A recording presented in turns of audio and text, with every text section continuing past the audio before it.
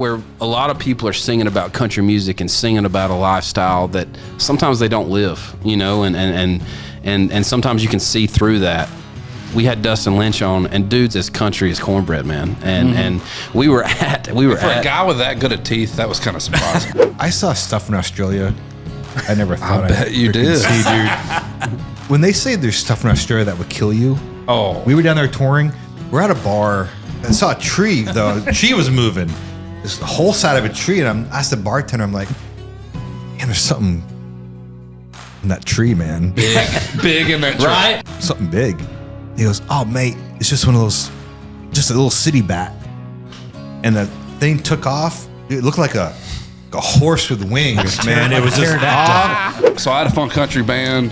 Reid failed physics. Told me at a show he was moving to Nashville, and I was like, "Great, come on!" Optometry school is out the question. Yes, yeah. For the second, I failed physics for the second time. Literally, I'm like, some people call us Tupelo, the space cowboy. Joe's. You know, like I'm doing this thing, and he's like, "I'm from the front row." I was like, "What, dude? I'm like in the thing." And he's like, "I failed chemistry or physics." And I was like, "Okay." I was like, "Okay." He's like, "Just broke up with my girlfriend." I was like, all right, man. Like, okay, I got to finish the second verse. You know, and he's like, I'm moving to Nashville. I was like, dude, we're literally riding home together. We can talk about all of this after I get through this set. He's like, we're going to be a songwriter. I was like, dude. The Try That in a Small Town podcast begins now. Try that in a small town. Give us something. God's country. Look at them beards. God's country. Yeah, we got them both right here. God's country. Bring us in, Kurt. Nice. Well So done. how do you follow that? God's country. That's the best intro we've ever got. Yeah. I think that's the That's first, the that's the first intro we've ever done. That's the podcast first we've ever done, and yeah. best. Yeah, for sure, man. That's way better than Bobby Bones' intro. Look at them beards. Welcome Beards. to another episode of the Try That in a Small Town podcast. As Neil told you, we got God's country. Some people call him the Brothers Hunt. Boom. Some people call you Dan and Reid. Is it Yep. Dan and Reid or Reid and Dan? Reading down. Who do you think is older? Oh, I ain't playing. No, we don't. We're Well, cool. you cut your beard. I can't You're tell identical anymore. twins. You don't count. You can't say anything. Who's We older do kinda between look me like and twins. You're Reid? identical twins. If you had to guess. That's a, If you had to guess. I'm going to say you because maybe you're you the more over, dominant. You're right. You got like totally better. You're right in more ways than one, brother. Right there.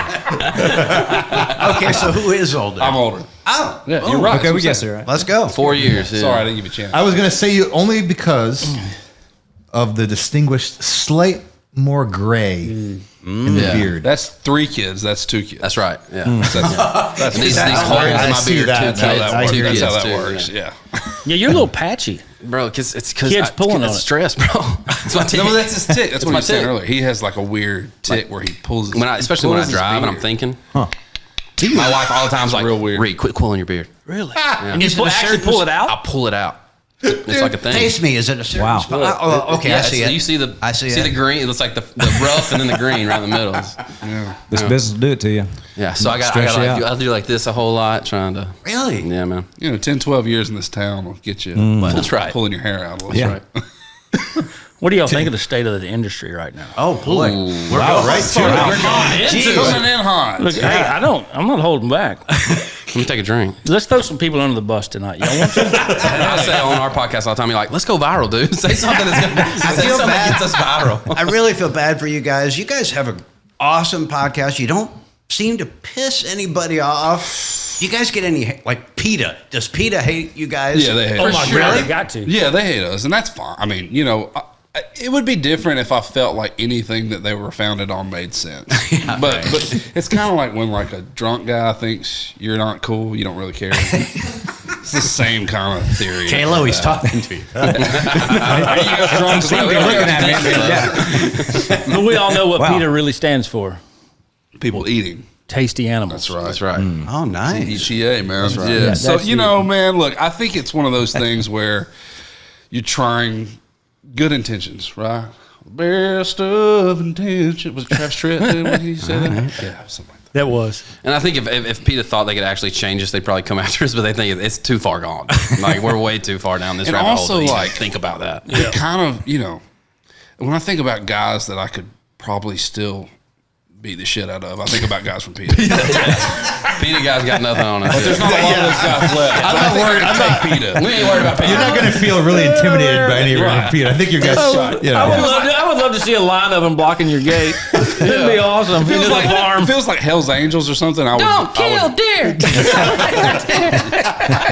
Yeah, man. Oh, I love it. We got you guys some hot water. All I have to do is give them some of my jerky, and they'd be in. Hey, dude. I could that is good, Neil. convert them That's jerky. instantly. You do your own jerky? Do you cook your own jerky? Yeah. It's You good. guess it to some people. Well, Here we go. I do my own. I smoke mine on a Traeger. I smoke mine now. I don't dehydrate anymore. You're gonna have to show me how to smoke it on a Traeger. I have a Traeger. Easy. 2 hours, 3 hours. I'll try it. max. You got to have a record deal to get some of Neil's jerky. I think so. Yeah. Got a record coming out? Neil, get some jerky. Get the jerky going. Luke comes back up. Get into it. It was out there on the counter for everybody to take, and Kurt just missed it. No. I have a different side of the story. That's the early bird gets the jerky right there. so you guys wrote a lot for Luke Combs. You write a lot for Luke Combs. Trying Did to. you guys write The Kind of Love We Make? We did. That, before we even get going, I didn't want to forget this. That's my favorite Luke Combs song. Thank That's you. got Mine too. It's great. a classic feel to it. Like, it sounds like could be 80s, could be 90s, the groove, the melody. Great job, guys. I bet we can get him to amazing. sing it later. I bet. Yeah, and that was Reed, that was your first number That's one. my first. and Yeah, your my first third. hit. Yes, sir. Let's Right? go. That's right.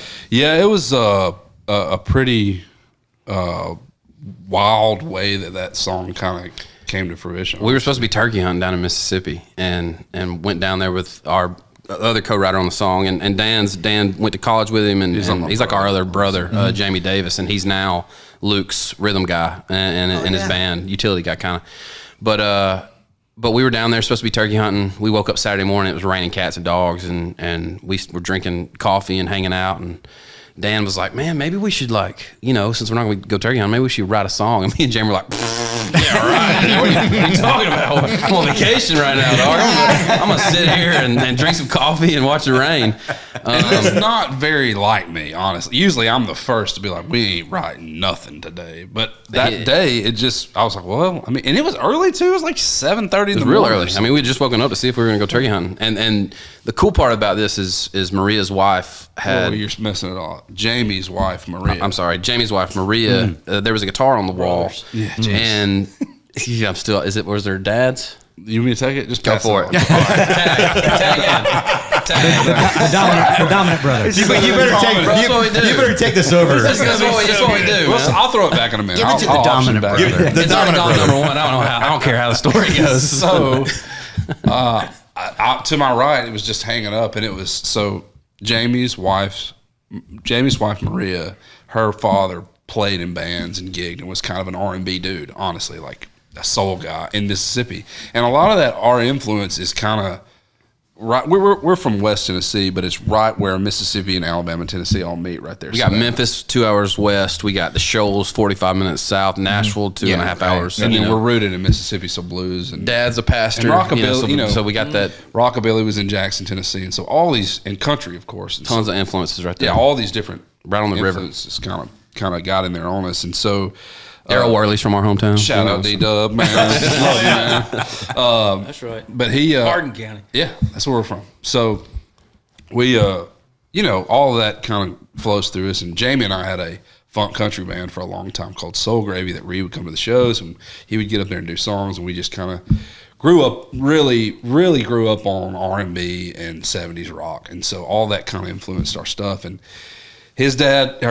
Maria's dad, get back to the story, was in the same kind of band, had died, left her that guitar. It got hung up on the wall, and I just picked it up, and I was like, I don't know, let's just see what this has got in it. And literally, that's the first lick that came out. Just the first thing I played was that. Oh, man. And Jamie, God-given. And 100%. And, Divine, man. yeah, It was. Jamie Yeah. was like, hey, man, what's that, dude? And I was like, no idea. I said, I don't know, just a little R&B groove. And so we started talking about it and kind of started writing it out. And we wrote half of it or something. Verse chorus there, and then went to Montana a couple months later and finished it with Luke LC. had a retreat, and we were like, "Hey, man, I think this is kind of this feels good to us. It's R&B, which he whether he'll admit it or not, is a natural R&B singer. Like he's got that. He's got it. Oh yeah. And we were just lucky enough to kind of write the thing. Were you saving it for him? Oh, totally. I mean, after So you had the verse and chorus, and you thought, "Hey, let's sit on this and let's get it." We wrote it for him specifically. Well, him being like our literal best friend, it was like we kind of have a responsibility almost, to just go, "Hey, man, before we finish this, if you want to," and he was like, "Oh man, I'm in." And we wrote the second verse with him, and he even changed some stuff in the first to kind of make it. And the funniest part about this story to me is it didn't get cut. Well, I remember him. We wrote it in this house in Montana, and I remember him. We were doing the work tape, and he brought up like a microphone, and we were trying to get a good work tape, and he was getting so frustrated because it's a lot of words, right? And you got to be familiar with it to get it in there, which is kind of how we like. I love syncopation, man. I love like trying to get things in there where it's normally not. And so a lot of that song there's a lot of stuff in it, and I just remember him getting really frustrated trying to sing this work tape, and he'd be like, "God, let's do it again." I was like, "Oh my God, we totally screwed up. Like, this is a waste of a song. We just wait. No, we're not going to write any more on this trip, And but it didn't get cut. It ended up not getting cut, and we were like, "Man, it's not even going to make the record." And it was the one we were the most excited about. And it's a great song, like that. It really is. To have a song that's got that immediate classic feel, it makes you feel like it transcends wherever you are decades, and it's really that's great job gonna on get that played for years. Thank you. Yeah. The crazy thing is like it didn't feel. I mean, it felt special when you're writing that kind of thing, but it's another day, right? Like you're just it's not another song, but it is another song. You're not doing anything different that you've done. You're just that's what you fell into that day. And, you could have played that lick the next day and nobody said a word. Absolutely.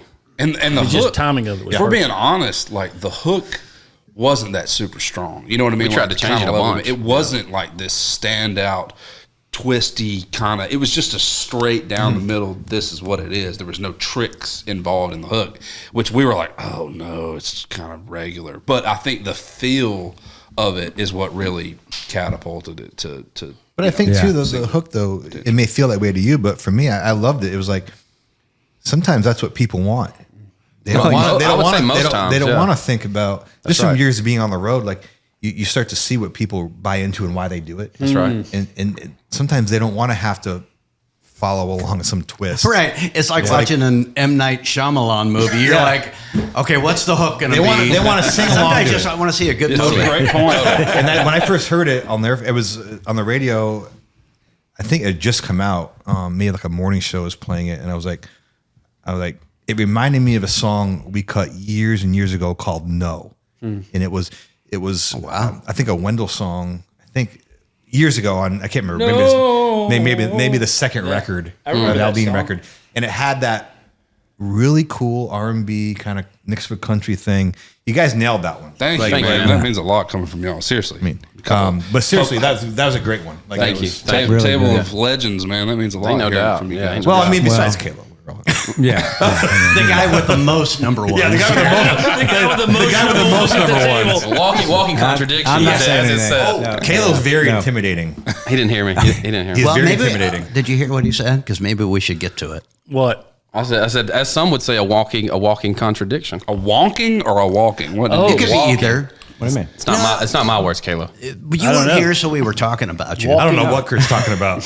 Me neither. No, Kayla, it's funny you said walking contradiction because Kayla's like really. I didn't say it, just Kayla. So I didn't say it. I didn't. You know I love you. No. There go your co-writes. Co-writes are gone. When you say walking, it's like I can talk about. Kayla's like one of my best friends ever in the world. Always has been. Always Second or will third. be. Funny, you didn't start. That's not how you started it when you were talking shit about it. You said walking contradiction. It's like he's so militant in some things, but other things is like. Like what other thing? Like what? Yeah. Look at that face. Well, I don't know what it is. We were talking. No, you know what it is. Contradictions. If it's true, I'll agree. No, If you had to guess one thing that might be not militant. not militant What would it about be? your This is so great. Well, it's not hand sanitizer because that's No, you're very militant. That was mentioned very about militant. how good you are. militant Very clean. in 99. What's the only thing? Being on time. This is like the newlywed game or something. But I thought it We was didn't gonna even be- have to. Your three buds didn't even but have to bring it up. I thought it was gonna be something where Reed just kind of did. looking over Atlanta, like, okay, what are these guys? What do they know? My deep, dark secret. What does my Wikipedia page say about me? It's funny, the guy with the most number ones at the table just sitting over here like taking it. I love it. Well, you can make a lot of money playing Costanza. Amen. Jason Alexander's rich too. He's not as rich as Seinfeld, but he's rich. That's good, Caleb. Hey, I was gonna ask you guys, just in being brothers, and I've got brothers, and mentioning that incredible song was your first and your third. Are you guys? Were you competitive growing up as kids, and are you competitive as so good. songwriters? Are you keeping track, like who's got the most number ones? Honestly, no. No. I mean, we were honestly. You're not because you have more. Yeah, good one, Caleb. No, I'm curious. I'm just curious if there's any kind of. I hear where you're coming Competition's from. healthy. It's great. Well, Well, here's if the drive over here says anything, Dan said he had something to do with with a buddy of ours I knew next that- I week knew that he had to that- cancel Yeah, on me. and that then guy. He's got to cancel on me a so co-ride this is- because he's got to go do something with Yeah. a buddy of ours. So the next 15 minutes, nobody said anything How in do you trouble. guys Well, navigate I knew that? that guy. And the reason I picked up on it is on the podcast. picked up on that? Well, on the podcast that y'all shot together, you were leaving that podcast to go. You talking about the right, one that I was on? and you weren't. And I saw something just you shifted or something. I thought that bugs him. It bugs him. I didn't even know it did. That's amazing. But I wondered. Are you a therapist? He didn't know Dan, and he knew that. That's Caleb. I just wonder. I'm very paying- observant. Somebody's but paying that- attention. That's actually, it is a Hey, great by the way, question. let me It's a great question. we did have Neil on our podcast, and it was the worst performing podcast we had. Just so y'all know. well, there you It's go. not true. Just kidding. No wonder our ratings That are was a good. great podcast, and y'all singing together. That watch, Oh, dude. That's the That was only podcast killer. to watch all the way to the I end. was And y'all's kidding. harmony and Everybody everything, and loved you're it. playing was No, really it was great. actually Everybody loved it. I fantastic. will really say, great. I will say this about that podcast. My wife, she listens to all of them. We don't listen to them because we just don't want to hear ourselves talk.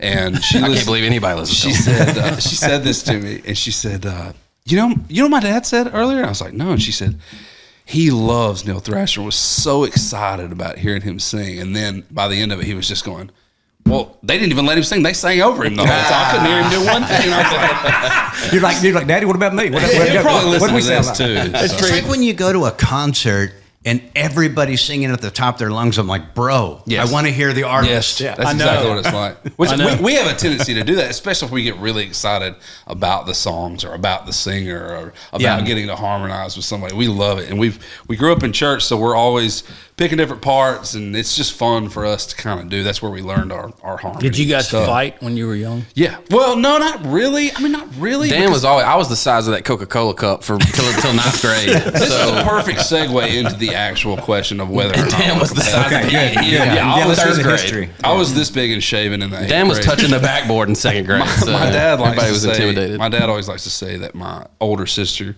came out and she was so cute and had a little nose and was just so sweet.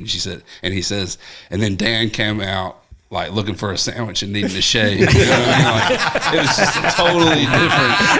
a totally different deal, right? Well, Reid and I, he was small and he was 4 years younger. I'm 4 years older. I was fast, son. I was fast, honestly, there wasn't much competitive. I mean, we were competitive in like playing Mario and stuff like that. But as far as just wanting him to excel or me to excel, we were always rooting each other on. And this is no different. Honestly, No doubt. we're constantly trying to, I mean, we're definitely autonomous in the sense of like we don't write together every day. Could you define on top? Yeah, Guys, what does that mean? Please define. Whoa. This guy will know his months of the year. Please Everybody define slow autonomous. down. I played bass. Everybody back up and split that into a couple different words. Jeez, guys. $5 word. Basically, we're able to survive without having to have each other, and I like to think that Reid stands on his own feet just as I stand on mine, but we're constantly rooting for each other. And if there's a way to, He helps me out sometimes on stuff. I help him out on times at stuff. But listen, there's nobody in the world that I want to be that much more or less successful than me than Reid. I'm just kidding. I'm totally fine with him. The game's still going, by the way, guys. It doesn't matter. The game never ends. That's right. And I'll tell you what really changed that is if it was just me and him on our own, I would be wanting to beat him. But the fact that he's got, my nieces and nephews, and I've got nieces and nephews for him, it just completely has dissipated to the point to where we're just happy to see each other, succeed. Yeah, man. I mean, even trying to tackle the podcast and we love working together. Tell them about the fight we got in front of Jordan the other day. Oh, yes. It was good. Yes. Oh, yeah. Well, the flow of a podcast, right? And it's probably different with you guys because there's 4 of you, but there's 2 of us. And so anyway, we had a guest on, and I felt like we have sheets. My wife is our manager, and she runs all that. And like, shout out to her. She's a rock star, right? Like she does everything. She's the reason why the podcast is doing the anything at all. only reason it works at all. Yeah. So after the podcast, like, I felt like in that podcast there were a lot of those awkward, like, somebody would get done, like our guest would get done saying something, and I had just asked the question. This is also the morning after we played the duck camp and drove 4 hours back. Yeah. So Reid's tired. Running on about 4 hours of sleep apiece. Good Got there at 8 a.m. Okay. Shoulders hurting, shot a bunch of ducks. Yeah, heads up. So anyway, podcast, like, the guest would quit talking, and usually Dan would boom, he's right there with tell me about this or that. So podcast, our guy would quit talking, and I'd be like, that's awesome, man. Ask me and a question. I'll be the guest. I'll ask me. This is how awkward it was. Well, no, pretend I'm the guest. Yeah, end a sentence. End with like a story. Well, ask me a question first, like where I'm from. This is pretty much like it was. Ask me where I'm from. Hey, man, where are you from? Lynchburg. Cool. And so there's a lot of that, right? And it's like one of the first. This was one of the first times, and so like after the podcast was over, we were sitting there. New guy Ray is back here. That's our sound guy, and my wife Jordan. Shout out new guy Ray, Free Loops, and we were sitting there, and I was like. I just had to say it. I was like, hey man, before we go any further, we had to cut the intro. I was like, do the intro. I was like, Dan, I was like, hey man, I need some help on navigating these things. It's funny because I don't remember it being that calm. Yeah, no, I know because all you saw was Taylor Swift Red, dog. You just went crazy. You got Sam was like, oh, you need some help, huh? You need some help. Well, I need some help doing this. I carried this show 9 times out of 10, bro. It was. I was like, I love you guys. You seen the show? It's like I just killed his dog, man. I mean, but it handled it. Went and then we cut the intro. And I was like, and at the hey, bro, my bad, man. At the end of the intro, he said, hey man, I shouldn't have come at you like that. And immediately I was like, dude, I shouldn't have blown up. God, y'all are he's sweet. Like, I'll help you. I'll take that into account and try to help you. The funniest thing that happened about it was that Jordan, his wife, had apparently never seen us like bulldog like that, And so she walked up after we had kind of, hey man, it's all good. And I said, dude, I know you got a ton of things going on, and that's usually your role, and I'm trying to do the creative thing at the same time, and it's a bounce back and forth. And I said, man, I'm sorry. My part's creative, bro. Don't. I'm not saying it's not. Okay. I said we'll get into it right here. I said I'll try. I apologize, and I'll try to do a better job of filling those holes in. I said it's not as awkward as you think, right. But I hear what you're saying. I hear you. And so his wife gets up and walks over. She goes, hey guys.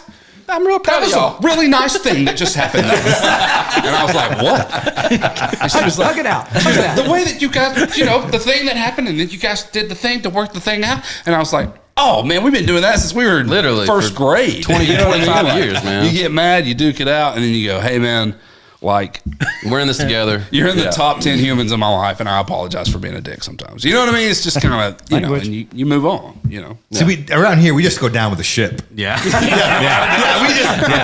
We just like, we go down with it. No, you and Tully and Kurt used to fight when they were young. Well, it's a fact. Unlike you guys, we are not autonomous or whatever Hebrew word you use. Still don't know that. You need to I still don't know what that word means. On Thomas. O-N? Yeah, on top T-O-M? on top of us. We've On top of us. It's on top of us. y'all told the story before when y'all got into it. I think the Brothers Hunt need to hear it. Yeah, we the should story. Well, I mean, even though we are not blood brothers, we are brothers. We've been with each other for how many years? So you guys are a couple. That's cute. What's I that? didn't know you guys were dating. I didn't know that. More of a couple. We're partners. Is there anything wrong with that? I guess. Yeah, there's a lot. Anyway.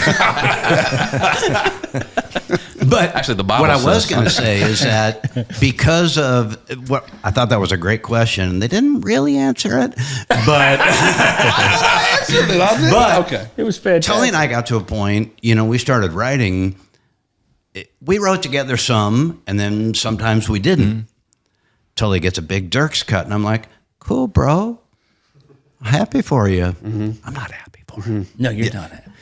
We've been together a really long time. We've been together a really long time, and it kind of started our all for one method started with Rich. Back in the day, Rich Redmond, Jason Strummer, we lived together, band house, that whole thing.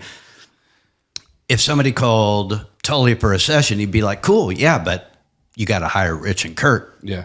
It was always that. So anyway, we ended up starting to write together. We write together exclusively now. It's like, if somebody calls Tully to write, well, me and Kurt. So how do you guys navigate that? How do you navigate that and say, well, yeah, we're going to do it together this time, or you don't? If it was up to me, we would write together all the time. Yeah. So you don't want to write together all the time. Well, I mean, my melodies are worth money, dog. You know what I'm saying? So The problem, no doubt, I'll admit that. Yeah, absolutely. The I think the thing that separates it is I started 4 years before he started, so I started earlier, and I established some relationships that are different from his. Okay, go back to that because that's great. I think people love to know. So did you move to town first? I did. Okay. So I had a funk country band called Soul Gravy, which was You have to work up to the boat. okay. Work up to the boat. Okay. And y'all living on the boat. Sure. Hold on, you lived on a boat? We for did. 4 years, yeah. We did. I have We to- dropped Christmas trees under it to catch crappie off. They of have it. to. And They So have to nice. tell- they have to So tell neat. that. So neat. Writing songs on the boat. Oh my God, maybe we need to fast forward. I'll to fast this. forward real quick. Okay. So I had a funk country band. Reed failed physics. Told me at a show he was moving to Nashville, and I was like, "Great, come on." Eye doctor, optometry school is out the question. Yes, yeah. He's For like, the second, I felt physics for the second time. Literally, I'm like, some people call us Tupelo, the space cowboy. Joe's. You know, like I'm doing this thing, and he's like, I'm happy. from the front row. I was like, "What, dude?" I'm like in the thing. He's like, "I failed chemistry or physics." I was like, "Okay." I was like, "Okay." He's like, "Just broke up with my girlfriend." I was like, "All right, man." Like, okay, I got to finish the second verse. And he's like, "I'm moving to Nashville." I was like, "Dude, we're literally riding home together. We can talk about all of this after I get through this stuff." He's like, "We're going to be a songwriter." I was like, "Dude, okay."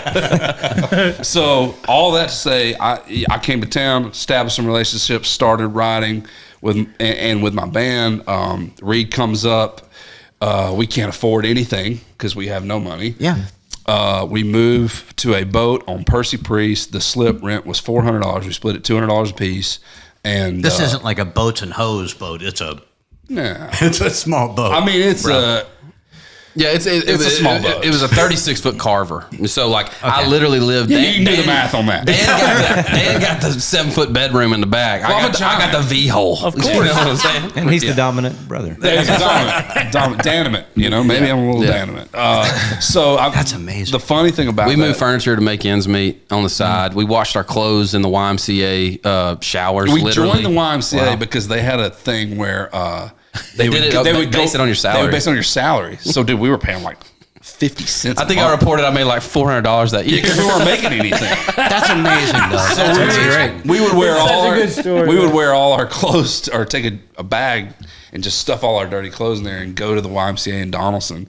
And we wouldn't even work out. We might play a little basketball or something. We'd go straight to the showers, and there would be 2 showers, and we'd just be in there washing our clothes with the soap, you know, and we wash them. I used half a roll of toilet paper in that thing because you couldn't on the boat. Yeah, you had to be very selective. Yeah, we would still I wasn't toilet- paying for that one. Oh you know? you held it for the YMCA. That reminds me of a, not to interrupt, but No, it you're just fine. reminds me of same similar thing.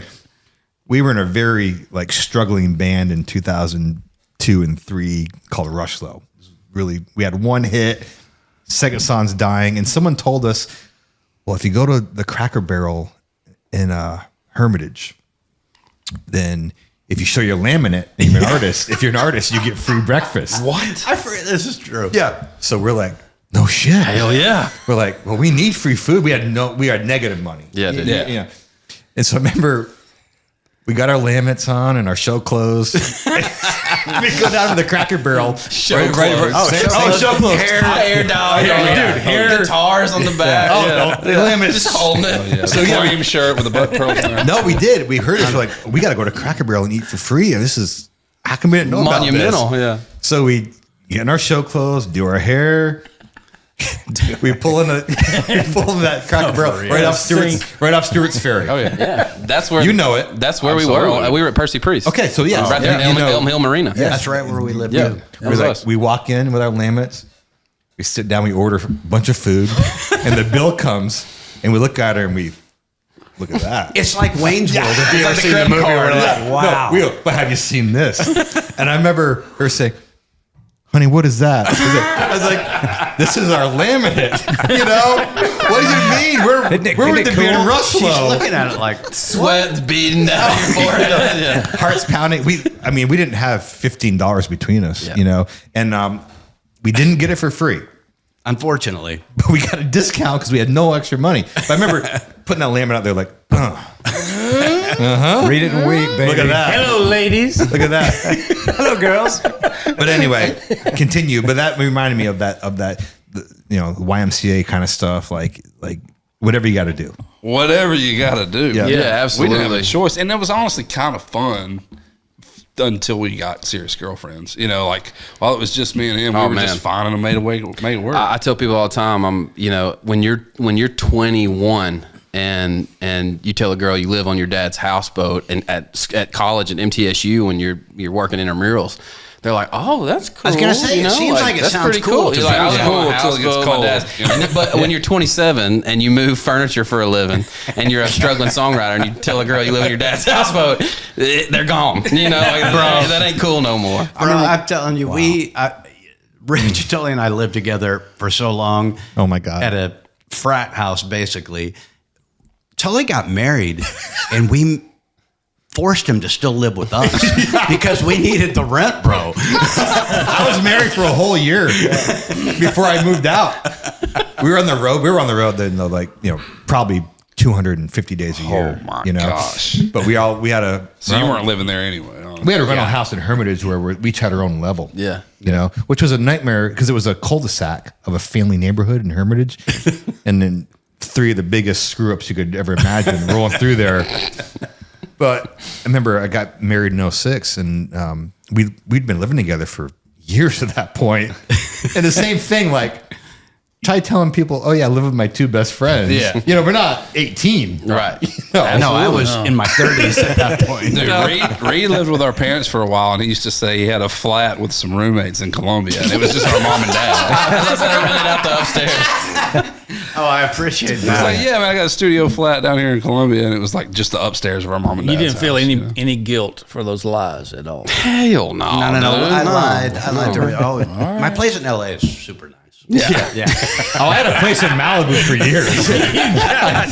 Kurt, going back to how you say how do y'all navigate that with writing and doing that? Man, I've got 2 kids of my own now. I've got a little girl, she's 2, and then I got a little boy, he's 1. And watching my little boy, even like last night, like if he looks up and sees his older sister, who's super independent, makes her own decisions and what she wants to do, what toy she wants to play with, whatever, what movie she wants to watch. When he looks, if he's doing something and he looks up and he sees her, he's going to get up and go do that. And so I was in a position where I thought I wanted to be an optometrist. I thought I wanted to work in Savannah. What's up? Wait. What does that do? Can you break that down? Thank you. Man, songwriting was never, honestly, and I've told this on our podcast, songwriting was never a dream of mine. Honestly, like I didn't start writing songs till I was in college. I didn't even know how to play the guitar, and I taught myself how to play the guitar in college because I knew I was going to fail physics again. And what was option B? It was either stay there and get some bullshit degree, or move to Nashville. and hang out with your brother and figure out what and watch what he's doing. And it looks cool and fun. And who else in this world do I want to be around, besides him? And it's always been that way. And so even now, like with him having more hits than I do or whatever, like I've always looked up to him and I've always chased him. And of course I want to catch him. And of course I want to have more songs on radio that he does. But like, he's always been something that I'm trying to be, and he's still that, even in life. Where are the Kleenex? Even as a dad, even as a songwriter, even as a landowner, whatever it is, like, man, I appreciate he fires me up to go get what I want and what he has. And I tell him that all the time. Like, I want him to get it, and he'll get it. He's getting it. Yeah, I'm gonna get it. Absolutely. You are getting it. I mean, I think it's just, it's a timing thing, and we're gonna have each other's back regardless. Well, being pushed though is in this business is a healthy thing. Oh, absolutely. Ain't no doubt. You gotta keep the fire going, right? It's to try to, because you know how it is. Like when you have success, you want to get to the next thing, never rest. Right. No doubt. Never stop. Game's never over, man. So being pushed is super, I think, super healthy. Yeah. Yeah, I agree.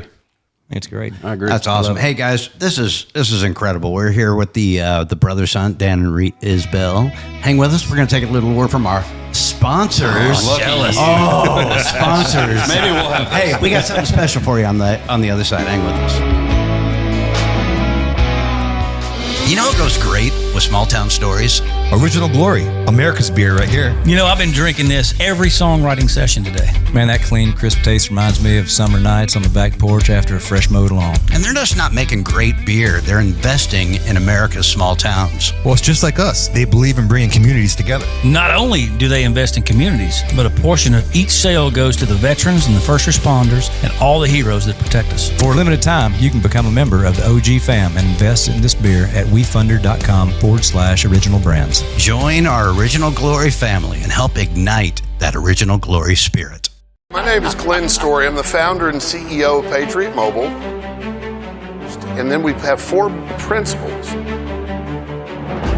First Amendment, Second Amendment, right to life, military and first responders. If you have a place to go, put your money, you always want to put it with somebody that's like-minded. Of course. I think that's the beauty of Patriot Mobile. We're a conservative alternative. Don't get fooled by other providers pretending to share your values or have the same coverage. Go to patriotmobile.com/smalltown to get a free month of service when you use the offer code SMALLTOWN or call 972-PATRIOT. Neil, you doing the low harmony? I got the low part. You guys might want to lower the key for Neil. Yeah, when I learned don't step on Tully's harmony. There'll be hell to pay. Oh, let's go.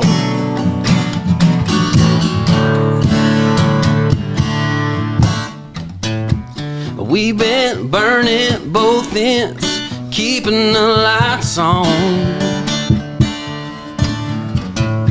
So I've been thinking we needed a little time alone. Oh yeah.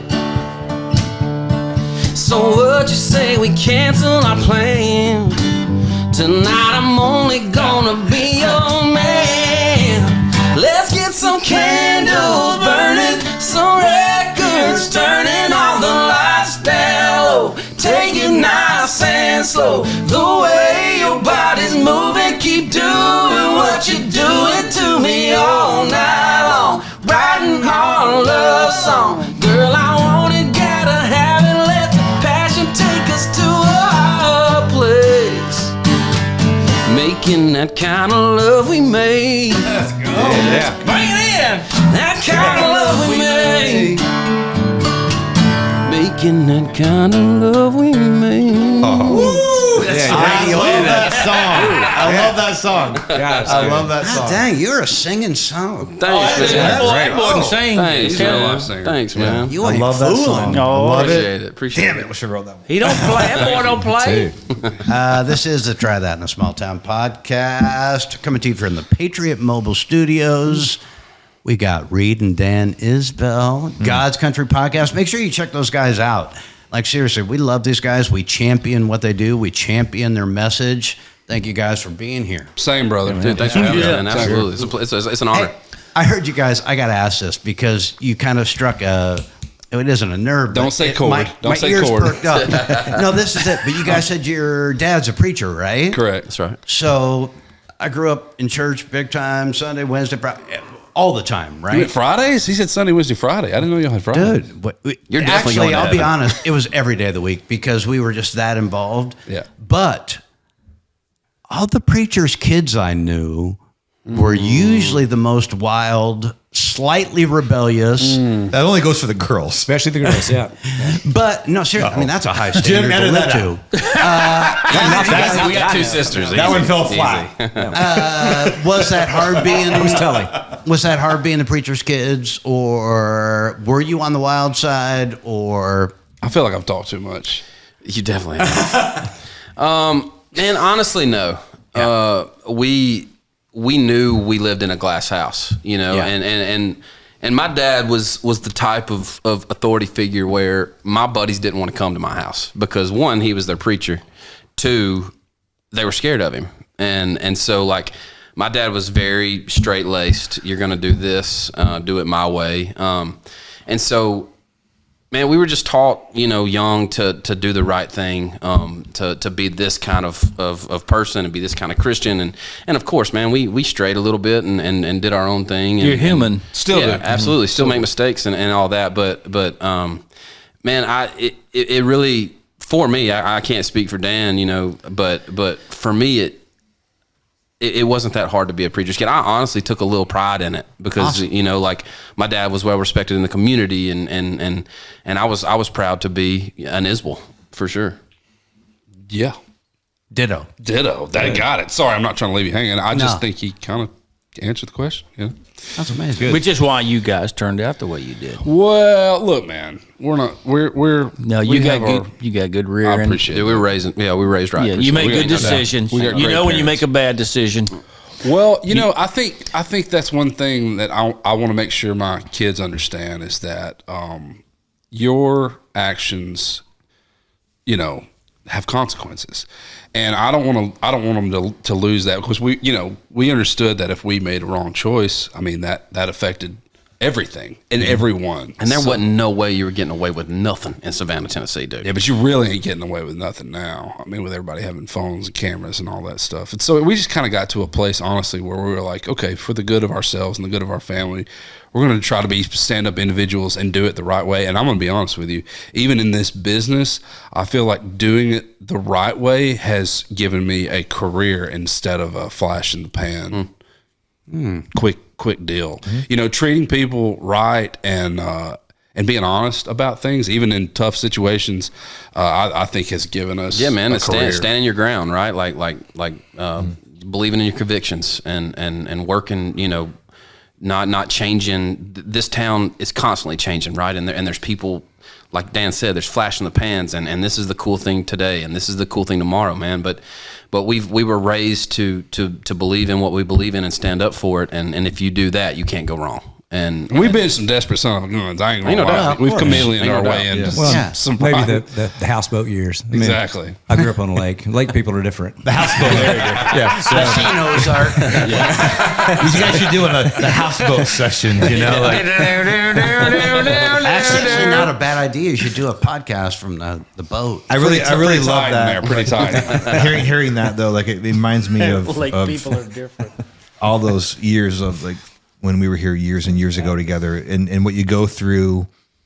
And it's true that when you have success, it makes the struggle. You look back on it and you realize why that struggle happened. Absolutely, ain't no doubt, dude. Everything happens for a reason. It deepens the well, and I say that all the time. And it's such a positive thing. I think, you know, seeing your way through that, through the other side, but being able to look back on the struggle, it makes you just really appreciate for sure where you're at now. Right. And like I think about it now that I have kids too. Like you think about, you know, where you're at now, you think about when we were living on a houseboat or whatever, but like success now started when we were young. Stop like tapping the table. It didn't. Sorry. I'm not even paying attention. I'm getting into it. That's why my golf game got good because I didn't even hear that.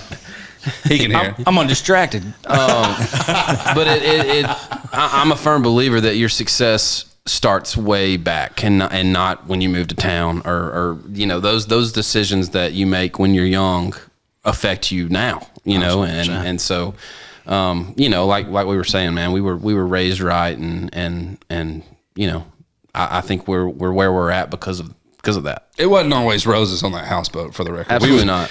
There was some Sounds like roses. There was some public land around the. I know it wasn't. It's okay. There was some public land around the lake, and we killed turkeys. Let and me deer. guess, you didn't have a permit either.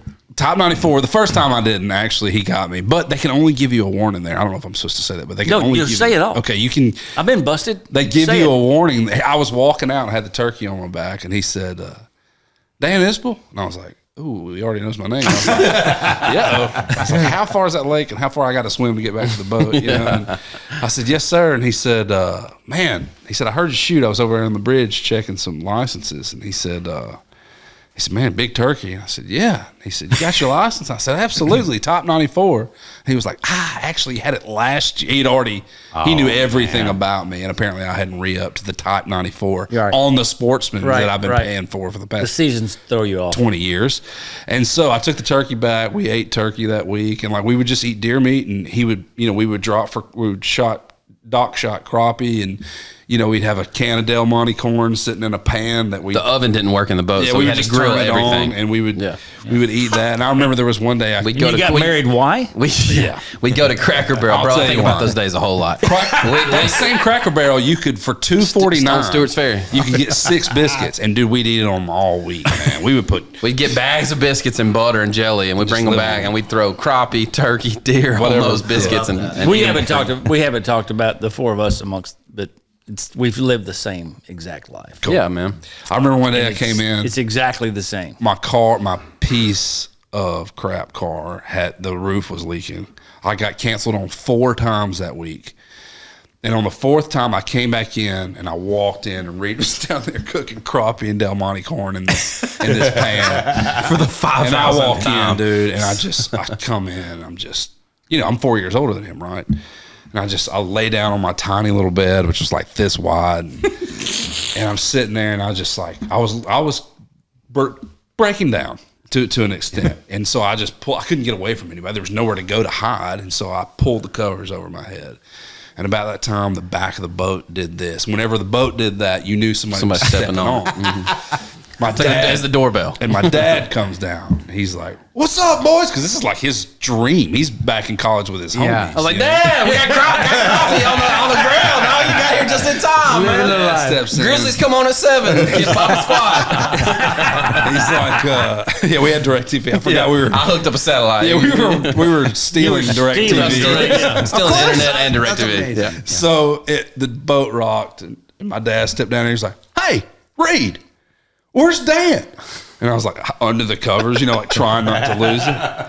He's like, "Oh, he's down in his room." And my dad stepped in and goes, "Dan, what's going on, man? I'm here. I brought pork steaks, And I was like, "Dad, honestly, dude, I just need my space right now. Can you just give me a second?" He's like, "What's going on with Dan, Reid? What's going on, Reid?" And he's like, "I don't know. We're living the life." And I finally just ripped the cover back, and I was like, "You want to know what's going on? Here's," with some flashy words in there. I said, "I'm 30 years old. I don't have a thing to stand on. I don't have $1 to my name. My buddies are buying trucks, houses, getting cuts left and right, and bragging about it on Instagram. And I just got canceled on for the 4th time this week, and my sunroof leaks. I don't know what's happening in my life. I don't know why I'm chasing this dream. I don't see anything coming down the pipe. And to be quite frank, I'm exhausted. I live on a boat with my dad and my crappie cooking brother." I'm like, "Woo! You damn right you do." You lucky bastard. And I'll tell you, man, I go back to that moment all the time. What did he say, though? What did your dad say? "Oh, you're all right. You're going to be fine, man. You got family, you got everything." And he was right. Yeah. He was right. And I'll tell you, man, when people, sorry, man, I'm catching a little catch in my throat here. Sorry, might have been Woodford. Do it. When people say, "Man, it's crazy how this just all fell in your lap," I think about that night. Brother. I think about that night. Yeah. And I think about the sacrifice. And even though I had my brother to do it with, and I'm not saying people didn't have harder roads than I did. They do, but man, that's why I appreciate when a song gets cut, and then I appreciate when a good co-write comes down the pipe, and when we have our first number one together. You know, like that kind of love we make was incredible to go, wow, we did it together. You know, and it's special, and you're right, the struggle, and I tell you, I dip into that well all the time when I'm writing, because and if I didn't have that well to reach in and grab from, I don't know what kind of songs I'd be writing to this day. And I know that's long. I'm sorry. That's That's actually fantastic. powerful. That's It's so good. absolutely powerful. So give people the light. What was the breakthrough moment? There were a few. There were some cuts honestly, there were some people that really invested us as songwriters. Casey Beathard being one of those.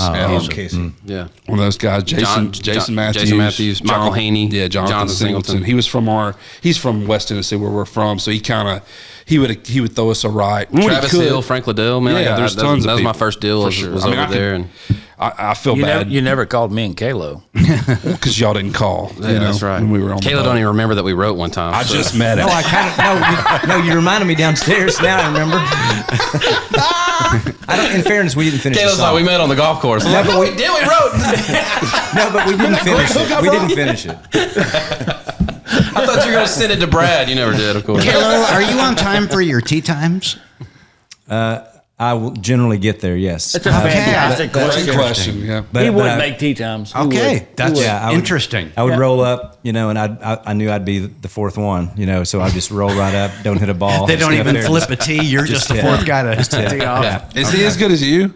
No. Okay. No, Oh, Neil's no. the man. Yeah, he's Yeah, still- those guys are good. We played together. Are you like you? Reid, and Neil go head to head, Reid's a or- good player. Reid can play. These two guys can play. Yeah. Y'all are Yeah. you scratch or close? I'm will working be on this it. year. I'm working on it. Yeah, Bro. I'm trying. Me and Neil we could do some damage. You could do some We could do damage. some I'm damage. about 18. Oh yeah. So we can hang. Yeah, we can. You tell that. You can tell Dan what to do, but it doesn't. The brain is a funny. It's a Is funny, that right? It's a funny muscle. So I'm not doing what you're telling me to do, and you don't. No, think? it's not that. It's the brain's a funny muscle. I feel like I learned from you. It all stems with athleticism. I can tell you. People can tell you what to do. Don't do that. It's like striking Kalo. nerve. I'll tell you this about Kalo. Plaques over racks. You know what I'm saying? Yes, right.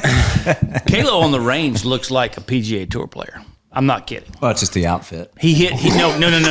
It's the brand new clubs because he's got more hits than anybody. Kalo is so smooth on the range, and he hits shots that I'm going, oh my God. I'd give my left arm to hit shots like that We don't every have to single talk time. about it. Go on. But then, we get out on the course, and it's like everything tenses up. Yeah. I don't know how this conversation went to golf, but I'm glad to oblige. Yeah. But Kalo has got whatever it takes. Huh. But on the course, when it matters, when you got one shot, it's like he starts thinking about, how does that make you feel? Yeah. But he knows I'm right. He knows I'm right. He's I'm on right. 18. I'm trying to break 80. No, I'm sweating right now. Kalo will get on the tee box and like, are they looking at my calves? What are they looking? Are my shorts too tight? Are they baggy? Oh, yeah. He's thinking about everything except the shot he's supposed to hit. I stopped taking a practice swing, and I still don't, because I was sitting there thinking, all right, the three guys behind me are wondering why I'm taking a practice swing because I suck. Why are you taking a practice swing?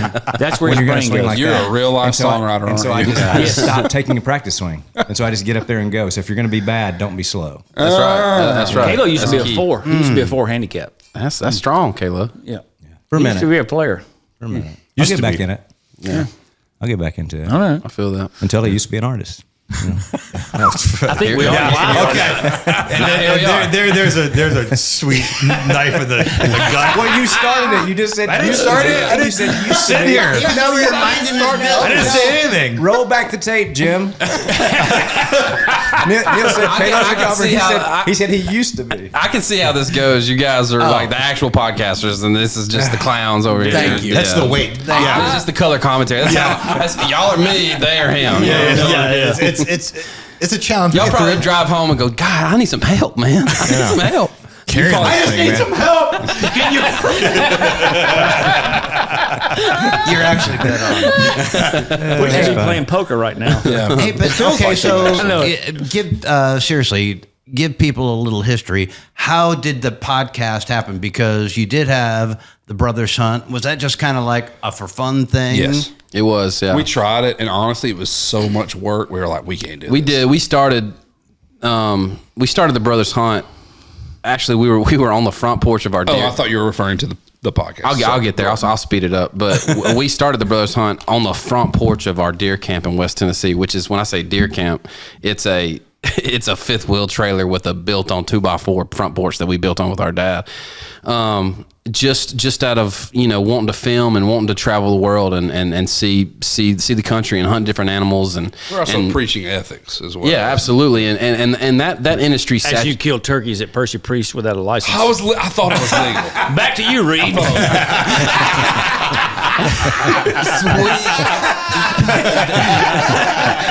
my ass out, dude. He didn't like that you didn't. He's not a podcaster. He most certainly is. Yeah, right. That industry. Yeah, it was me.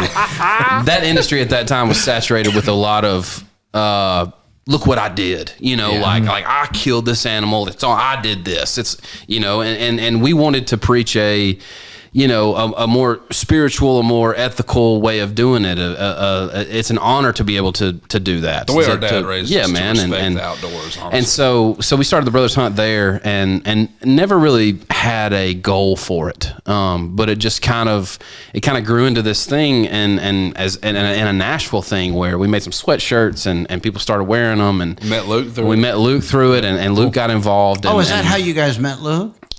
I wrote a couple songs with him, and he said, "Hey man, I really want to learn how to hunt and fish like you guys do it." And I was like, "Okay." And at this time, there wasn't a whole lot. Had he seen the Brothers Hunt? Yes. Okay. And so we were like, "Okay, man." And we took him turkey hunting, we took him deer hunting, and now it's full blown brotherhood. We kind of do everything together. But we started a podcast back then called the Brothers Hunt Podcast, and did it ourselves and edited everything ourselves. And I screwed the audio up way too many times to ever. We know what that's like. move forward with it, and so I mean, not you, Jim. Yeah, not you, Jim. But we ended up. So yeah, we met Luke through that whole thing, and we turned Luke on to Meat Eater and Steven Ranella, and Luke got. Which is for the listener, it's a lifestyle / hunting entity. Show is very popular, but now there's a podcast that's very there's popular. cooking. There's whole cooking books thing. and sponsored by PETA. Yeah. So Luke got super obsessed with it almost, and was reading all these books that Steven Ranella, these cookbooks and outdoor books, and watching all the seasons, and so he came to us one day and he was like, "Hey man," he's like, I want to get on that show, man." And Meat Eater was a show at that time, and they were going into the season 10. And he said, "I think I'm gonna have Cappy," his manager. He's like, "I think I'm gonna have Cappy reach out." So Cappy reached out, and Meat Eater respond, and Ranella respond, and they wrote him back. And they were like, "Dude, we'd love to have you on." And so he called us, FaceTimed us one day. He's like, "Boys, you'll never believe what happened today." And we were like, "What?" He was like, "I got invited to be on season 10 of Meat Eater." And we were like, "What, dude? That's awesome. Congrats, man. That's awesome." He goes, "Yeah." He said, "I told him I'd do it with one stipulation." And we were like, "Well, what is it?" "Well, and why?" And he goes, "I told him that if I came, the Brothers Hunt had to come." And we were like, man. "What?" And he was like, "Yeah, we're hunting antelope in New Mexico with Meat Eater in August or September, whatever it was." So he literally took us out there with Meat Eater. We filmed a 5-day, exclusive hunt on this incredible ranch in New Mexico or Wyoming, and killed awesome antelope. And while we were there, we did a podcast with Steve as the Meat Eater podcast, and Luke, me, Luke, and Dan sitting there, and Luke's the superstar, but we ended up talking about songwriting the whole time. And the guys like Steven and Giannis were just infatuated with what we did and how our brains worked and how we craft a song and why we craft a song and that kind of stuff. And so that went over so well. I think it put something in Steve's mind where he just started up this conversation with himself about having a podcast about that. He's growing the brand too. That intertwines hunting and music and songwriting and country music, and so I think a Southern lifestyle as well. They're kind of Western based, and so to kind of come across country sense on that. Yeah. And so he called he ended up calling Luke and telling Luke the idea, and he was like, man, I'm thinking about, host for this thing, and he was like, and I think Dan and Reid, and Luke was like, dude, Dan and Reid are the only ones that I know in this town that could do that. And so we had a meeting, and we told him, what kind of our ideas on it, and just kind of made this thing to where it is now a partnership between the Brothers Hunt and Meat Eater and iHeart, and we're doing, we don't. Season 2. I tell it season 2. I tell people all the time, we don't know what we're doing, but maybe that's the trick. And you guys are really good at what you do. Y'all really do. Well, I appreciate it. No, 100%. I mean, whether you actually think that or not, it's really, really good. Thanks, man. Back at you. Yeah, back at you, man. And y'all do play off each other really well, and you can tell you have a love for each other, which we're learning more about tonight. But it's really, really, really, really good. Thank you, and you're not trying to one up and hey, I want to say this, I'm going to get this amount of time. Y'all just both play off each other. It's super smooth and really Jeez, great. that means Appreciate a lot. it, man. Yeah. What's the biggest episode that y'all have had? I don't know. You know who got my wife. You know who got a lot? Honestly, was I can't remember his name. got a ton. I'm gonna let you Kip Moore. Kip Moore. He has this secret. Is that the one where he talked about songwriters and streaming and all that stuff? No, because I saw him on something. It wasn't Kip's got a little hidden ground. And he's got an overseas following. That's unbelievable. He goes overseas and does major. No doubt. Yeah, he does. And Kip, I love Kip anyway. We go way back with Kip. Kip's a hard worker. Yeah. But I mean, his work ethic and what he does is I it's a lesson. that It's too. a lesson to artists. Look, if it's something feel like it's stalling somewhere, Totally. there's other What avenues. did he say on y'all's that was? I mean, he just honestly he explained. He remember he went on that motorcycle ride that was cross country, something It was so bizarre, and I was always a hit Kip fan. I never jumped into the records that much, but I liked the hits, Yeah. And I'll tell you, that's one thing we've learned is that whether someone's at the top of their game or the middle of their game or wherever they're at, if they've developed a giant fan base, dude, they're there for life. I mean, we were getting all these comments from Brazil on these Kip Moore things. I believe we couldn't that. even read. They were in 100% Spanish. We're like, what is this shit? But at the same time, it's man, those guys, you're right. Whether you're radio hot or whether you're hot in Brazil, it's those fans are there and they're going to be there. Y'all had Luke on. You've had Combs. That was a big Combs one. on. Riley You've had and- Lee Bryce on. Yeah. And those were all big. Riley Green was on. Yeah. Those are all big episodes. For us, it was okay, we're calling our bros. We're trying to hit up people we know when we're starting this thing. It's oh my God, help us out. Can you come on? And we were very thankful we had a lot of those by the people. way. It was That's exactly it's what the we same did. thing. But It so was. who was one of the first, or who was a guest that you had that you hadn't met before, you didn't know, and they came on and blew your socks off? Justin Moore for me. Well, Colby Calais, first of all. Justin Moore hasn't been on our podcast. Sorry. Thank you, Reed. You can see yourself out. God. But if he listens to this, working call on a second Crown and Coke here. You're trying to get her Dustin on. Lynch. Colby Calais vocally absolutely wrecked me. She did the Sister Act 2. You'll probably need to cut that. Yeah. She sang something out of Sister Act 2 that absolutely took me somewhere. It's a Lauryn Hill song. Yeah, Lauryn Hill song. It blew me away. But Dustin Lynch was awesome, man. Strumming Dustin's Pain with his fingers. which is actually a Fuji song. Yeah. But she vocally is. But man, in an industry where a lot of people are singing about country music and singing about a lifestyle that sometimes they don't live, and sometimes you can see through that. We had Dustin Lynch on, and dude's as country as cornbread, man. And we were at a guy with that good of teeth, that was kind of surprising. He's a golfer too. Yeah. He's played college golf. He's a good stick. But we were done with the episode, and he was like, whoa. He's like, we hadn't even talked about turkey hunting yet. And so we extended the episode another 25, 30 minutes to talk about turkey hunting. That's and awesome. Just a great dude. He is, Just a Y'all just failed because I was expecting to hear my episode best. I think the ratings are still being evaluated. It's so new. It's so new. You gotta wait. I will say this: True. I didn't think about the team came back and said that your episode was one of the most sound episodes we've had Who's the in team? a long time. Yeah, who's the team? Meat Eater and Reid's wife. and my wife. Reid's wife is That's our all that matters. manager. The wives are. That's all that matters. Hey, you got brought up today in my co-write. They're like, dude, that Neil Thrasher podcast was awesome. It was great. Well, what was funny is when y'all do y'all's thing, which I think is great, and it's, you have that little song, and it's what you mad at? Oh, yeah. And then you're asking Neil that, and I'm thinking, you're asking Neil that? He's mad at everything. That take up a whole show. I gotta think about that for a second. I was surprised. I thought you were gonna thought you unleash. were I very didn't go off He was on very Thrash Talk. subdued. These Let's guys. do it. Let's do it. I think Let's you go should do around the that. table. Let's turn it around. What you mad at? Just tell us what it is, what you mad at. Is it your in-laws' kids? Might be your boss man or your neighbor's cat. Just tell us what you mad at. What are you mad at? What are you mad at? Halo, tell us what you're mad at. Yeah, I'll tell you what I'm mad at. And I've been mad at this for a long time. Here we go. Hey, How long we got? How long This we is got? gonna be good. This is gonna be good. Okay. Back in the day, the left lane was reserved for people that are going Oh, fast. my God. Good one. Hey, I'm just telling you. Traffic. No, Traffic. I'm just telling you, people are not aware. It's been the last few years that nobody gets over in the right lane. They're going to live in the left no matter how fast they're going, and it really irks me. It just does. Maybe we should You write know? that "Live in the And Left." I That just seems wrote. like a I good just song. wrote a song that's got that in it about big Yeah. rigs coming over and blocking the left lane. Dang. Yeah. I knew you were left. I knew you were a left.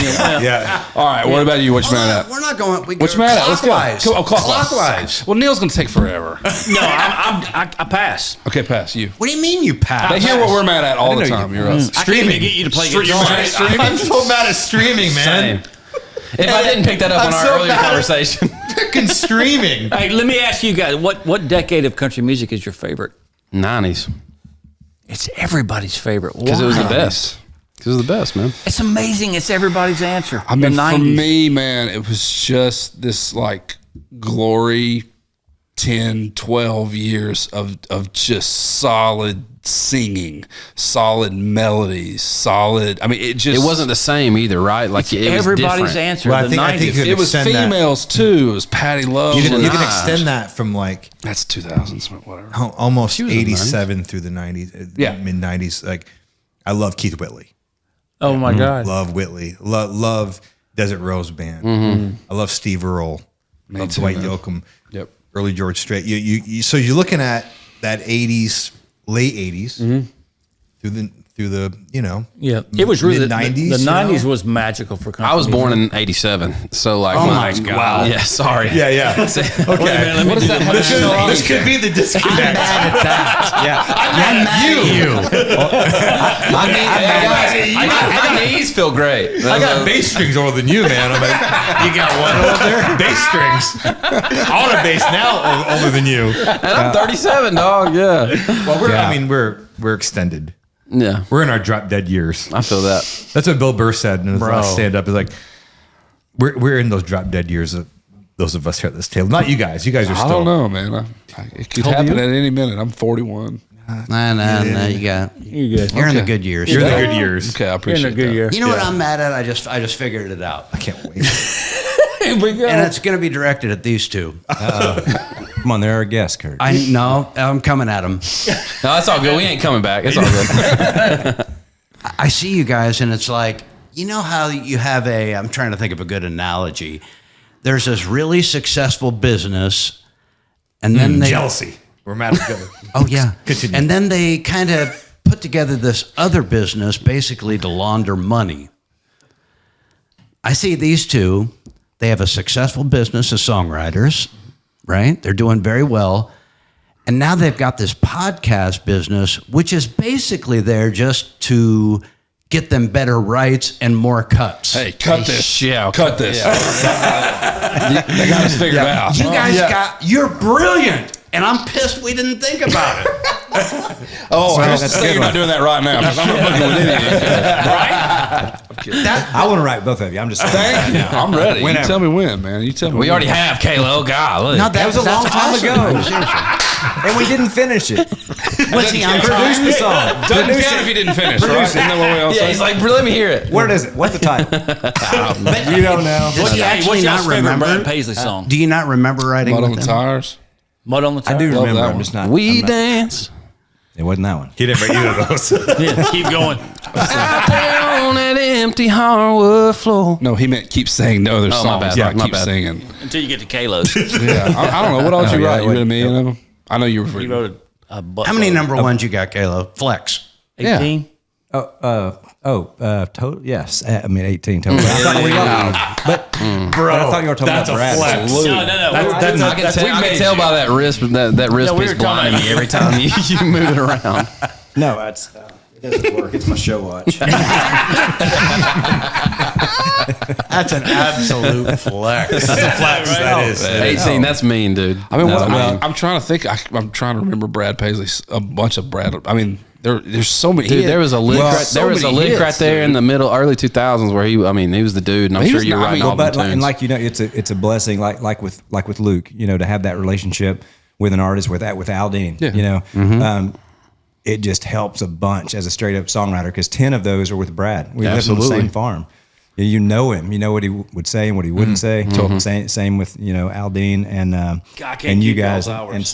And so for me, even though that was a huge blessing, and you started having hits with Brad, you would hear people say, "Oh yeah, that's one of Brad's guys."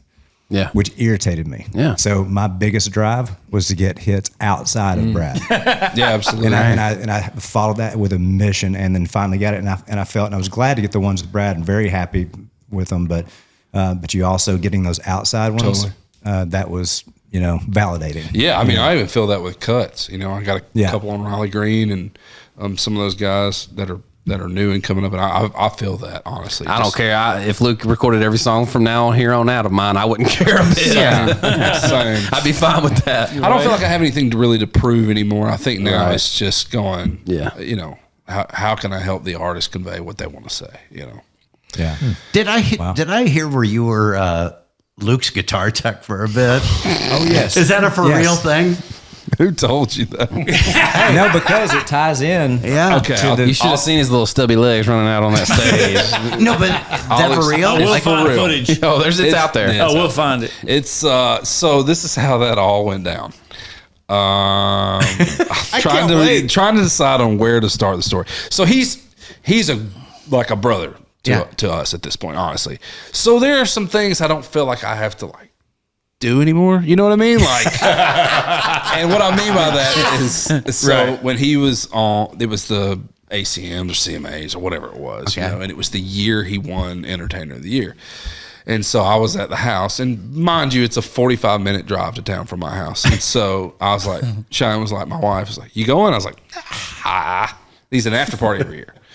So now if he listens to this, he'll figure out that I wasn't there the whole time. But I was like, I'll tell you what, if he wins the album, I'll put my boots on. You know what I mean? So they're like, album of the year, Luke Combs. I'm like, oh, shit. I put my boots on, and she's like, I think you need to, because artist of the year is always at the very end, or entertainer of the year is always at the end. So I'm like, man, I probably need to get moving. So I take off. Well, I was pulling on to Mumbrian when he won entertainer, and I was like, whew, thank God I can't, because, anyway, I roll up to where the after party is, and I'm sitting there. He walks in, and we all, doing the thing, excited for him, and Reid was there, and we were all just kind of hanging out, and he was like, "Hey man, I need you to follow me for a second." I was like, "What, man?" He's like, "Come here, just follow me for a second." I was like, "All right." I slide back to this room with him. It's like Peyton Manning's speakeasy or something. It was super weird. But I get in there. Is that what's it called? The college? I have no clue. College bar thing. Anyway, Sure.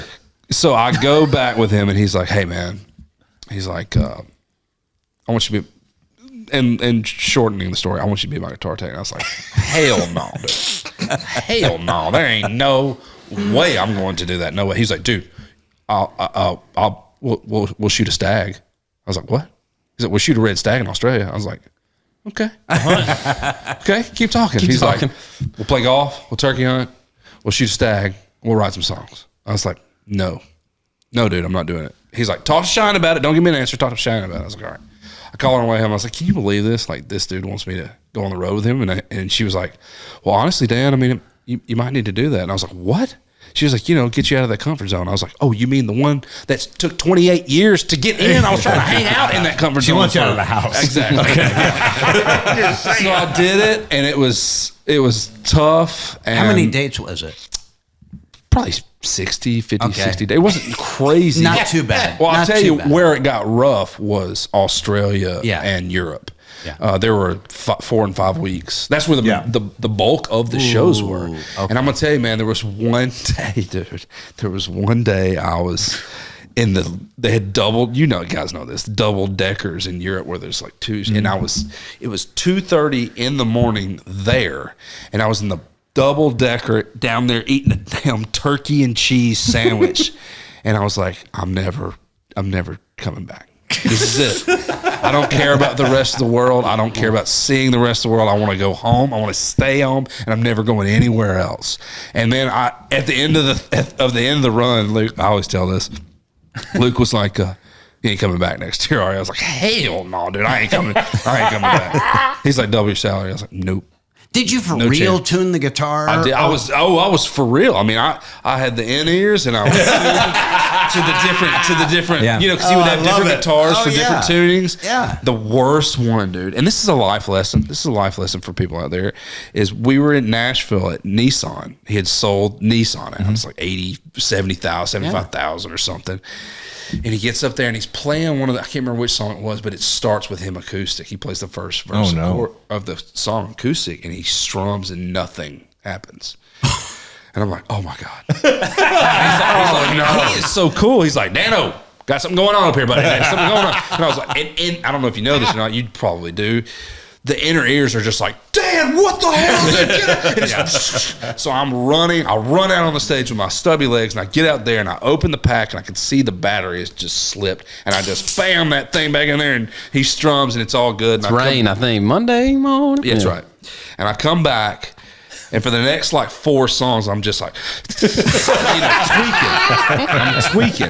That's tweaking, amazing, bro. dude. Tweaking. And one of the established guitar techs, shout out Ed Lahane, he comes over and he puts his arm around me and he goes, hey man, he goes, out of the 75,000 people in this arena, you're the only one thinking about that mistake. Nobody else even cares. nice. He's like, let it go and do your job, man. And I think that's a great life application that sometimes the deals that we think are so huge and nobody will ever forget and ever get over, because dude, we're going to screw up, man. Absolutely, we're humans. man. Yeah, we would have fired you. Yeah. That shit ain't sliding out. Honestly, we don't like that. Honestly, I'm fine with that. I was trying to get fired. Yeah, you mentioned Australia. Oh, sorry. No, You mentioned Australia real quick. Go ahead. I saw stuff in Australia I never thought I bet you freaking did. see, dude. I know it's legal over there. Oh my God. No, just when they say there's stuff in Australia that would kill you. Oh. We were down there touring. We were in like Melbourne or Brisbane, one of the There's cities. only like 8. Yeah. You only go to like 8 places. It takes 2 days to get to the city. It's all coastal, right? Too. Like Yeah, there's all nothing the inland. East Coast. Yeah, You're right. That's crazy. We're at a bar and I know it's not the alcohol because I only had one drink. Mm-hmm. And I saw this bat. And I saw a tree, though. A tree was moving. This whole side of a tree. And I asked the bartender, I'm like, damn, there's something in that tree, man. Big in that tree. Right? Dude, I said, bro, there's something in that tree. Like something big. He goes, oh, mate, it's just one of those, just a little city bat. And the thing took off. Dude, it looked like a horse with wings, man. It was just off, like some sort of prehistoric. And then the huge like fire ant mound and the stuff, like ants the size of this cup. The spiders are nuts too, man. Dude, they get huge over there. I mean, it was. They ain't messing around. Yeah, they didn't have that at the Ritz, but I know what you're saying. Yeah. I'll never get on a plane that long, ever. I didn't mind It's it. a long trip. Not dude. close, No, not it's even 18 close. hours. Yeah, dude, I love America, One of the bro. greatest nights of my life. Speaking of techs, guitar techs and whatnot, is the night we had to try that in a small town at the Ryman for the NSAI Awards. How'd that go? And these guys didn't have their techs. And it's one of the greatest regrets they've ever had. Seeing Tully having to carry his bass across. Oh. Well, I realized quickly. No, but even better than that. I mean, you did fine, but Kurt didn't even have an acoustic guitar at home. He had to call Guitar Center To bring him one. Bro, to ask if they had to rent one when he drove on the way to the NSA. It's an hour before we have to be there. We're playing Try That in a Small Town live for all these people. And I'm about to leave, and I go, and these guys are so unprepared. Where's my guitar? I don't have a tech. Well, he didn't have a tech. The guitar didn't have a back. It was awesome. But let me take up for Kurt and Tully a little bit on this. Thank you, one. Caleb. Since you brought this up about them being unprepared. Because let's coming full circle. Everybody needs to know how pampered these guys are. Several times. It is true. Several times I'd said, "Hey, Neil, we should probably run over the song. So let's go over it." We don't need. We know it. We play it all the time. I said, "Yeah, but we don't play it with these guys. I mean, they're probably gonna play it right. You know, I don't play it right. They're gonna play it exactly right. Yeah. Right." And so he goes, "No, we're gonna be fine." And so finally we did. We went over it. You know, right before. You know, great. up there, and it sounded good. And Tully said, "Hey, y'all are just playing that one part right." And we changed it, and we're playing it right. So I felt pretty good about that. He fixed to throw me under the bus. And then, well, it's only because Under the it's only bus. because I always go it's only wind because up under the bus. You brought it up, and you didn't want to practice or anything. And we get out there, and one thing, Neil said, "Hey, by the way, when I get out there, I'm gonna talk. I'm gonna say something." I said, Of course. I said, "Oh, I'm gonna get mine. I don't think we're supposed to. I think that's what the video is for. I think they try to keep the show going, you know." And he goes, "No, I'm gonna say something. I'm gonna talk about the song. I said, I'm gonna do it." And I said, "Okay, all right, go ahead." And so we walk out there, and right before he sat down, he goes, "Hey, by the way, I'm not going to say anything. Go ahead and start singing the first verse." And I said, "Oh, okay, that's changed, you know." And then we started playing, and I'm singing first, you know, the first few lines, and then who comes in on the wrong chord? Was it Kurt and Tully? It was old Neil. But it's okay. It's an airing of grievance. It wasn't Kurt and Tully. No. Just because you couldn't hear it doesn't mean it wasn't the wrong chord. Yeah. Well, and it wasn't the wrong chord live because it wasn't music. on your part. It was on my part. Still worked. It was actually great. It was actually, but I was thrown off by once I got there and realizing that, I don't think I have a cable. Wait a minute. Do I have a tuner? Hence the guitar tech. Oh yeah, you Yeah. did want to use my tuner. Your lifeline. This is My lifeline. Yeah. For sure. I understand. These guys were fish out of water without their techs. I mean, look at But his it was hair. very fun. It turned out good. They're like, yeah, we were. It was really I fun. admit it. Yeah. But I was going to, on the guitar tech thing, you'd mentioned, and there's a couple things, and both of them came from the Bobby Bones show that you guys were on. And you were talking about being a tech at the Grammys, and I guess Bobby was on to you because you didn't say hey to him or want to meet him before the show or something like that. And so, but you mentioned the Grammys, and then last podcast we were talking about the Grammys, and Neil had said something, you know, about Beyonce that kind of got picked up on a little bit of the media and stuff. Do you guys have an opinion on the Beyonce win? Oh, Kayla, way to go. Yeah, let's go viral. I like it. Well, I just want to know, just got to respect you You can guys. either answer that or if you like the Super Bowl halftime. Pick your question. Whatever. Man, Did y'all see the Beyonce thing? That I didn't Country see Wire it. That, yeah. I honestly don't. This is terrible of me, but we talked about it, and I'm not dodging the question. I literally don't know the record. I don't Man, know the I was about to say the record. same Did y'all thing. I was listen about to to say it? the same No, of course, thing. the No. one song, but Nobody not knows the record. not the whole record. No one knows. I mean, dude, I don't. We know who's voting that, right? Like I don't base. That ain't country listeners voting that, or it'd be different. Here's how I feel about it. It's almost like getting mad at Jurassic Park saying those dinosaurs don't look real. You know what I mean? Like I feel like what that question is looking for sometimes is like an answer to like logical reasoning, and you have to throw all that out the window when it comes to those things. So for me, it's like, entertainment wise, I see why it won. But when you talk about actual streams, it doesn't make any sense. Yeah, Tully said that. He record. goes, are Yeah. you guys surprised? Why would you be You can't surprised? put That's the reasoning. thing, I don't right? think you Yeah. can apply reasoning. There's no reason to be surprised because that's entertainment. Right. that's what happens It's at the Grammy. I mean, it's I'll tell you this. That ain't a true representation of country listeners. I don't feel like that. For me, man, it's kind of like when I was at the Grammys 2 years ago, and it was when I don't even know the guy's name. Something Smith, dressed up like a damn devil, and there were some demons. Oh, it's Sam Smith. I'll tell you who it was. We talked about that, Yeah, believe some me. trans guys. We didn't talk enough about it, but go Well, they're ahead. Some dancing dark, around. evil stuff is what that was. Well, let me tell you this, man. When I was backstage,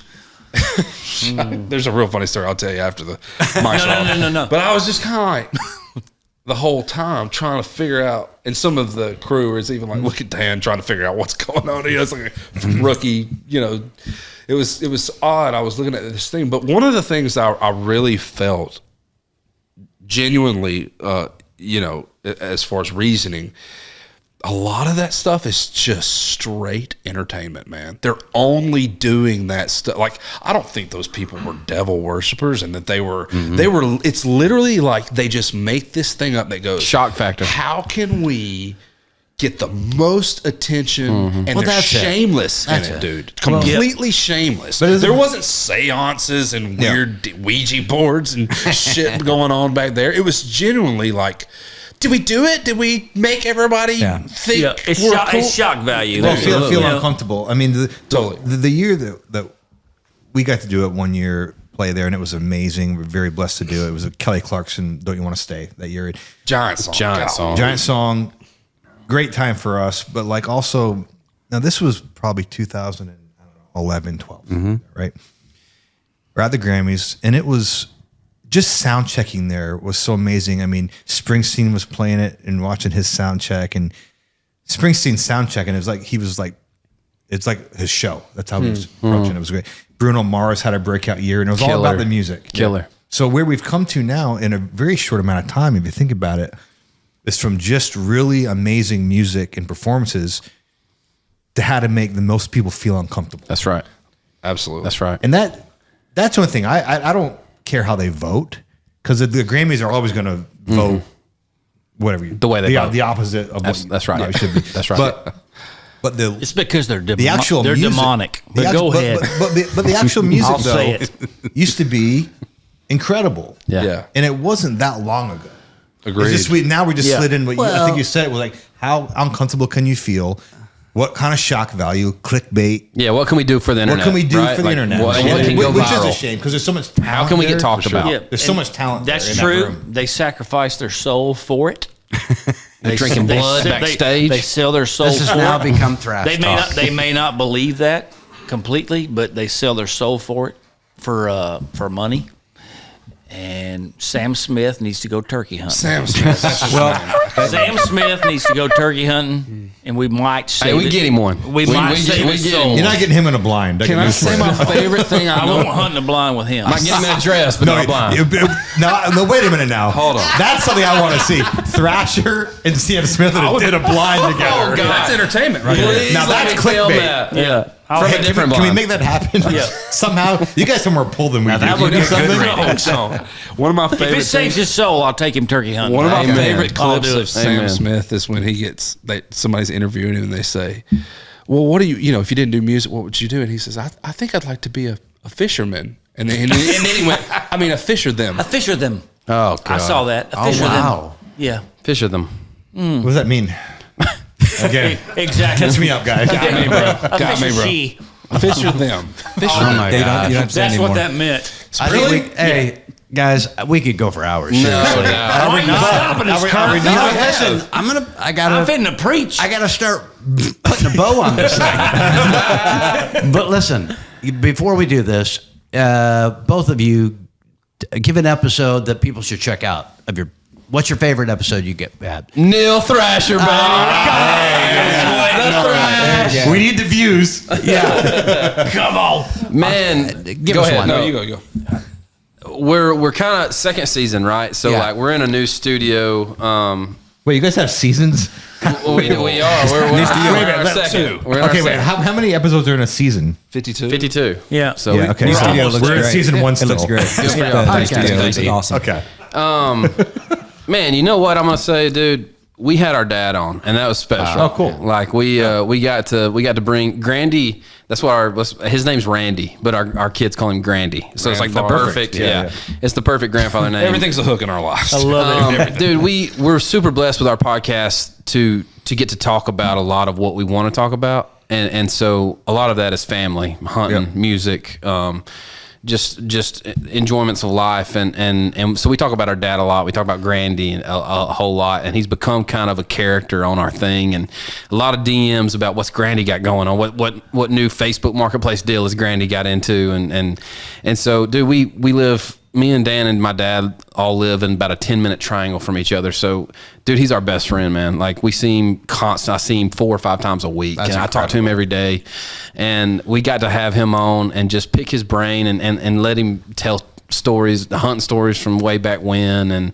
And that was probably, we've had Combs on and we've got some great, guests in the works and that we're going to have on our podcast. But I think the most special one for me that I feel like everybody should go check out because they'll understand who we are at the core more than anything is the episode with Dad. Yeah, I honestly, when I think back about the episodes, I the indicator to me is like, what stories do I remember that people told?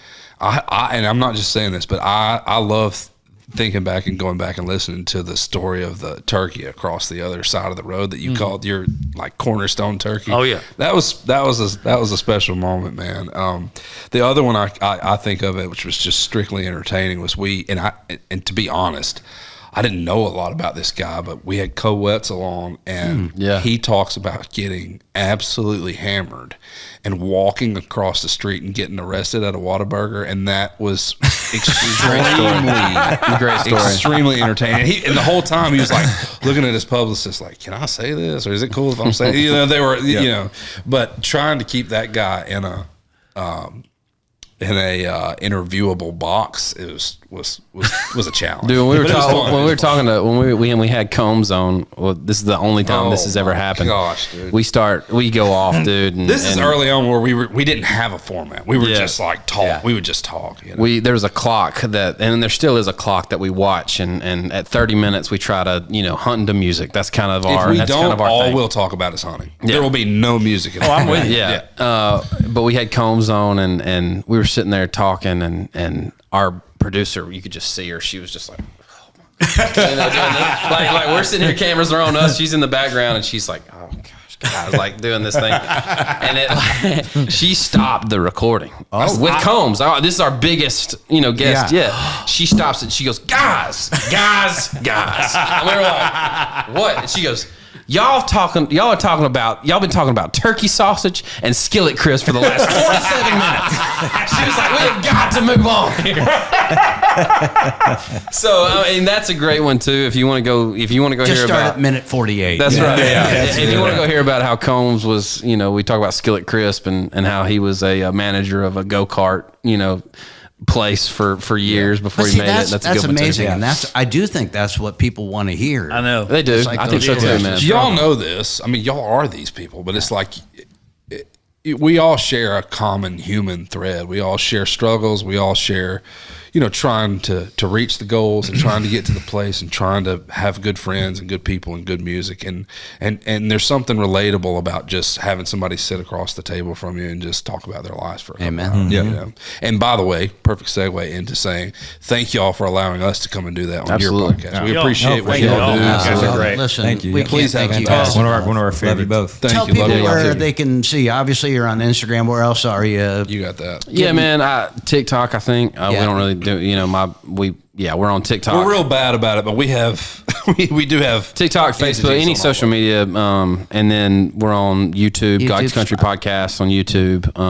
Subscribe. Part of the Meat Eaters. Part of the Meat Eater Network. Yeah. That's right. That's right. Awesome. Hey, and don't forget about us, you guys. Go to the YouTube and leave us some comments. Enough about These guys are legit, man. Hey, you know what we started doing was 5-star, or roast us in the ratings. You guys should do that. And what you do is you allow, as long as they give you 5 stars, they can roast you. Oh, they already roasted. For way less stars. Can I read one? Do we have time? Absolutely. We got time for whatever. Since we have started this, and this wasn't our idea, this is my wife's idea, but since we have started this, we have so many 5-star ratings. Okay, so they give you you give them the ability to roast you if they give you 5 stars. They can roast us if they give us 1, but the only way you'll get shouted out on the podcast is if you leave us a 5-star. Yeah, that's a great idea. It's a bit now, right? Dang, you guys are this smart. one was titled Dumpster Dan and Lesser Brother. That's how they started. So we read one of these an episode. I'm already laughing. Episode 63 was the best one so far, even with the whole podcast being hard to love. That was Lee Bryce. I can tell the boys are going downhill fast with old material only referencing Luke Combs' gas station chicken and being mad at traffic. Heck, what am I mad at? I'm mad at this podcast. Good thing Steve Ranella gave these guys a chance. Otherwise, they'd be no one. At this point, Steve is just doing charity work as a write-off for the two of them. Wow. But he gave us 5 stars. Gave us 5 stars and shout out. It's hard to be mad at that. Oh man, yeah, we got to steal that. Okay, so if anybody's still here at an hour and a half, there you go. Give us 5 stars. You have carte blanche roast to say whatever the hell you want, smoke, and we'll read it on the next episode. Up yours from me. Love it. Taking your ideas now. Please do. We took no, it's a pre-up yours from me. 5-star me. I love yours. No, hey man, we appreciate y'all for real. This has been a blast. I was really pumped when Neil hollered at me and asked us to come on, and we respect you as songwriters, all of you, artists, chasing what you got, podcasters, what you do for the industry. Absolutely, man. What you stand for, what you believe in. We're fans. Well, I promise you, we feel the same way. Yeah, we can't thank you guys enough. too. Appreciate that. This is Dan and Reid Isbell. We are the Try That in a Small Town podcast, brought to you from the Patriot Mobile Studios. Thanks for listening, guys. Make sure to follow along, subscribe, share, rate the show, and check out our merch at trythatinasmalltown.com.